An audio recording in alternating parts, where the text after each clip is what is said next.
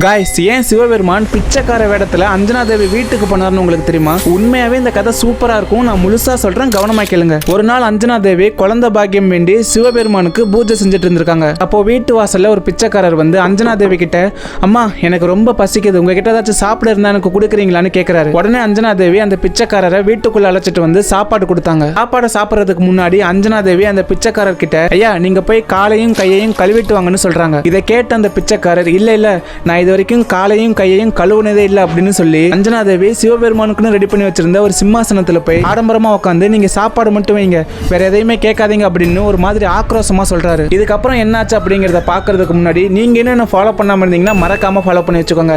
ஏன்னா இது மாதிரி இன்னும் நிறைய கதைகள் உங்களுக்காக காத்துட்டு இருக்குது. இந்த பிச்சைக்காரன் கேட்ட மாதிரி அஞ்சனா தேவி அவங்களுக்கு சாப்பாடையும் பரிமாறுறாங்க. அந்த சாப்பாடை சாப்பிட்ட பிச்சைக்காரர், இந்த சாப்பாடை நீயாம சமைச்ச அப்படின்னு கேலி பண்ணி சிவபெருமானுக்காக சமைச்சு வச்சிருந்த எல்லா சாப்பாடையுமே சாப்பிட்டு முடிச்சிடறாரு. அந்த பிச்சைக்காரர் எல்லா சாப்பாடையும் சாப்பிட்டு முடிச்சுட்டு அஞ்சனா தேவி கிட்ட, இந்த சாப்பாடை நான் சாப்பிட்டதால உனக்கு புண்ணியமாச்சு கிடைக்கும், உன் சிவனுக்கு வச்சிருந்தீங்கன்னா உனக்கு எந்த புண்ணியமும் கிடைச்சிருக்காதுன்னு மறுபடியும் கேலியா சொல்றாரு.